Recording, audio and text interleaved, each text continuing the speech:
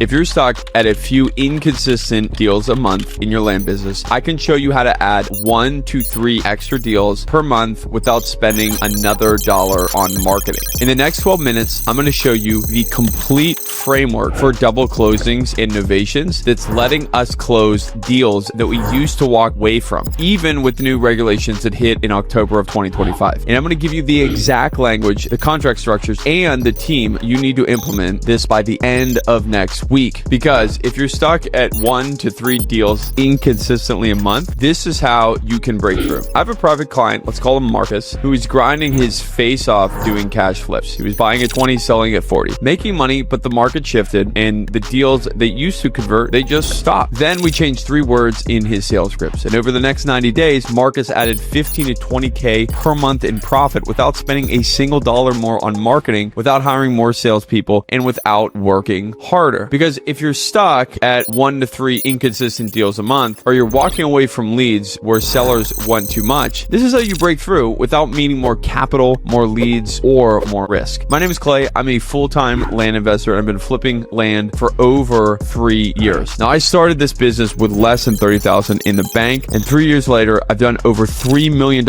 of gross profit. But here's what matters more than that number. I've closed over 200 land deals across multiple states. I've navigated every single market condition: hot markets, slow markets, thin markets, competitive markets. I've done cash flips. I've done creative financing. I've done subdivides. I've even done entitlements. I've done dozens of double closings and novations. And I've worked with dozens of private clients who are doing 3, 5, 10 deals a month using the exact strategies I am about to show you. Now, I'm not saying this to brag. I'm saying this to know that I don't have a course to sell you. This is actually what's working in the trenches as an operator, not someone who's done 3 deals and started to take selfie videos in their Miami penthouse. This is actually what I do for a living. And everything I'm about to show you is exactly what we do in our business to get extra results. And everything I'm about to teach you comes from real deals, real results, and real challenges. So if you're still in, let me dive in. So let me tell you about a story that's going to rewire how you think about your land business. About 6 months ago, I am on a coaching call with Marcus. He's a dad like me, got 2 young kids, got into the land investing for the same reason most of us did: time freedom, financial security, and building something real. But when we got on that call, he was frustrated. He tells me, Clay, I'm working harder than ever. My marketing is dialed in, my sales process is tight, but I'm walking away from 40% of my leads because sellers want too much. I need to be at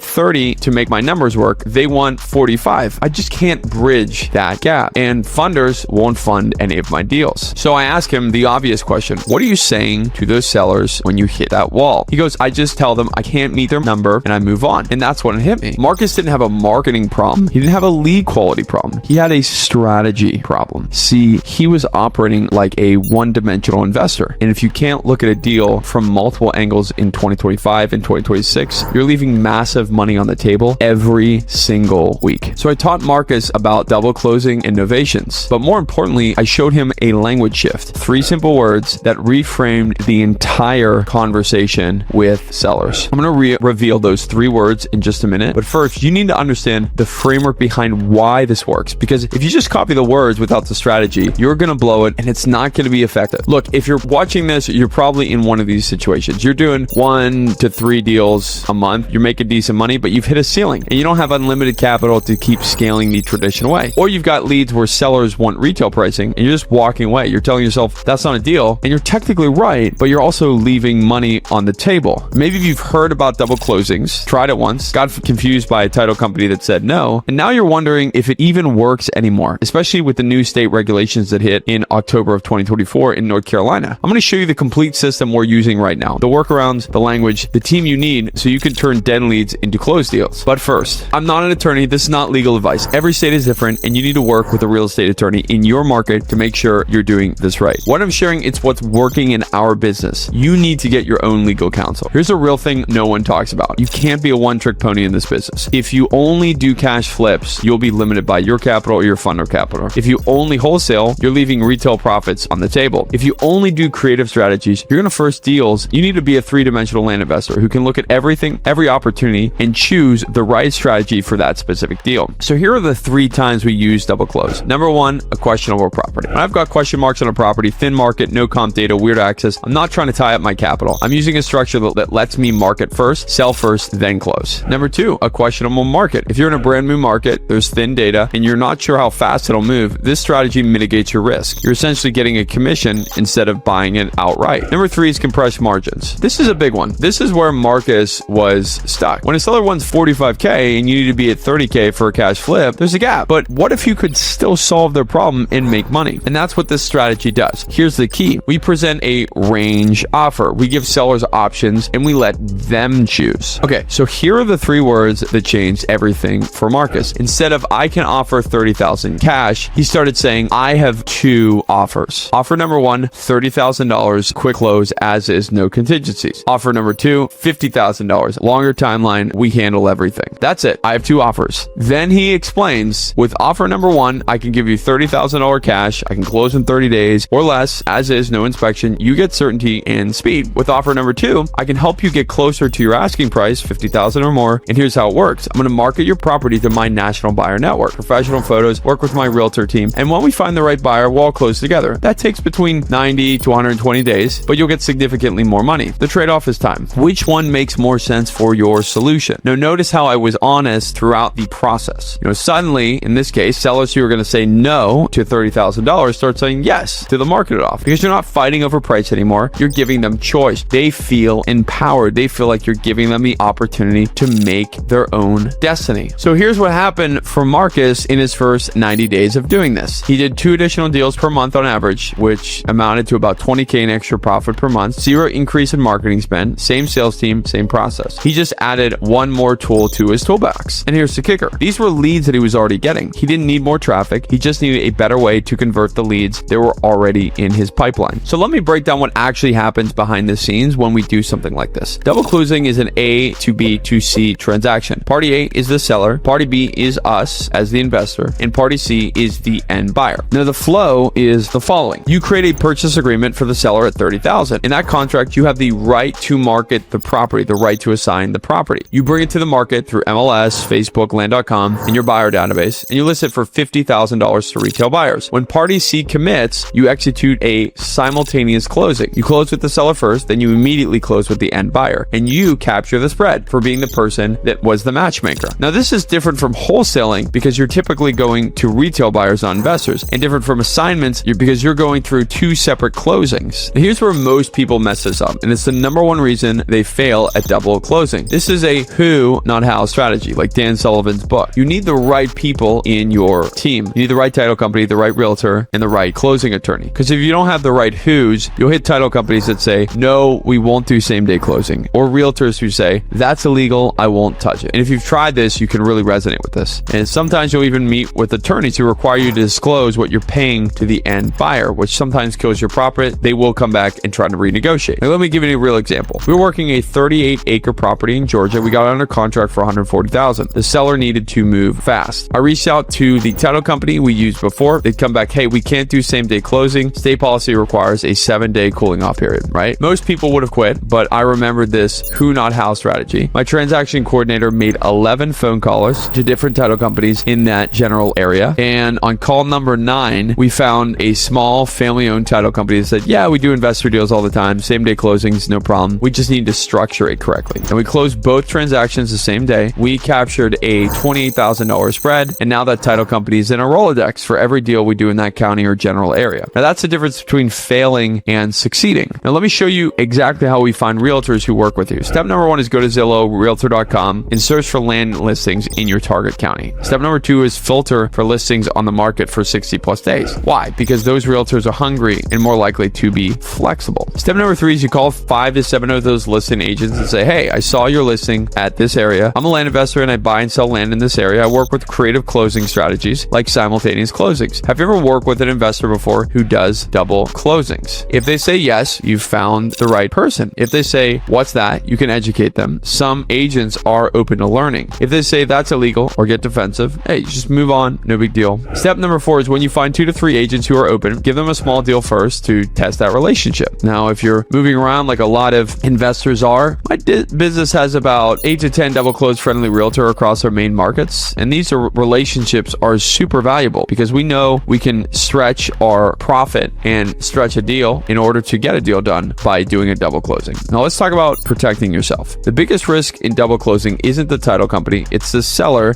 backing out after you found a buyer. Imagine you've got party C ready to go. They spent $1,500 on a perk test, they're excited, and then your seller gets cold feet. You're screwed. You can't deliver, and that becomes your biggest liability. Now here's how we protect ourselves in this situation. Strategy number is always put down earnest money. On every deal, we're going to put down $500 to $1,500 of earnest money, depending on the property. The key is to make it non-refundable in most cases. Now, why does this actually matter? Because if money doesn't trade hands, the contract isn't as enforceable. Plus, if it shows the sellers that you're actually serious. Now, strategy number 2 is you frame it as a partnership. You change the conversation, and the seller feels like they're actually in it with you. When we present the earnest money, here is what we say.